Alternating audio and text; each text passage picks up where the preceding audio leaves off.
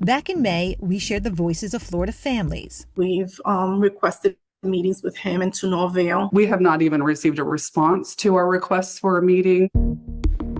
Desperate to be heard by Florida's governor. To my knowledge, no families have been able to meet with the governor.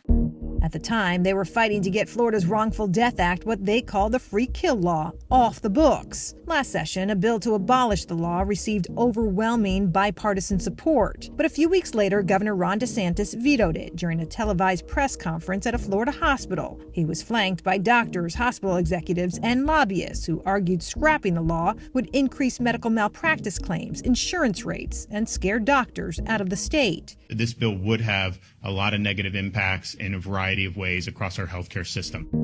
5 months later, newly obtained records we received through a public record request may offer the most tangible evidence yet that in the weeks before his veto, the governor ignored meeting with families, but did find time for big money special interest groups.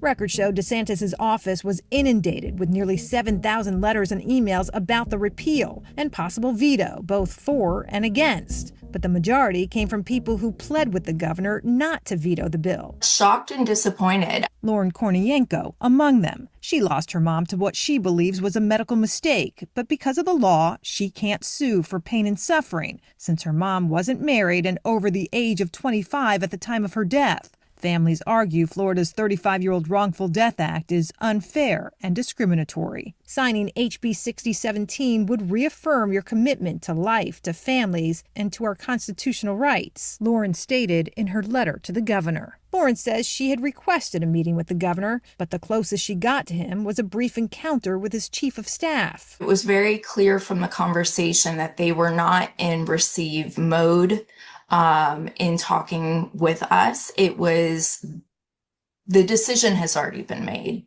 That was clear. Sabrina Davis started her fight to end the law after she says her dad died of medical negligence. She says she's been trying to meet with the governor for years. I would say going on 5 years that I've been asking for a meeting with no success. The governor's calendar, which is the only public record detailing who he meets with formally on a daily basis, shows Governor DeSantis didn't meet with a single family or group in support of the bill to kill Florida's Wrongful Death Act. But records show that wasn't the case for special interest groups and others who have publicly opposed the bill. On March 31st, just a few days after lawmakers in the House approved a full repeal, the governor met with Chamber of Commerce President Mark Wilson. For years, the chamber, which advocates for businesses in the state, has opposed efforts to eliminate this law. A spokesperson wouldn't confirm if the bill was discussed. Mark regularly meets with the governor. Those discussions will remain between Mark and those leaders, the spokesperson stated in an email. Then in late April, about 10 days before the bill received its final legislative nod, DeSantis' calendar shows he also met with Safety Net Hospital Alliance of Florida, a group that advocates for more than a dozen public hospitals in the state. According to a spokesperson, that meeting was part of an annual thank you tour. I know the governor was watching this bill carefully. But Mark Delegal with the Doctors Company and Insure for Doctors has also lobbied for the chamber and Safety Net. He says the bill to end Florida's Wrongful Death Act did come up by the governor. Now that it's seeping back into my mind that I did hear that he brought it up. So it did get this. But he brought it up at the Net Hospital. I was not an eyewitness to that. I was not in the meeting. I'm the general counsel to the group and Right. lobbyist for the group. So, I mean, I get to hear how did it go with the governor? How did it go with the speaker? How did it go with the president? According to Safety Net spokesperson, they never officially opposed the bill and no one from the group ever asked for any veto. And while these records are just a snapshot of who the governor interacts with, for families still fighting to end Florida's so-called free kill law, It's painful. It's hurtful. they only affirm what these advocates have assumed all along. We are the people of Florida. We are the ones who vote him in office.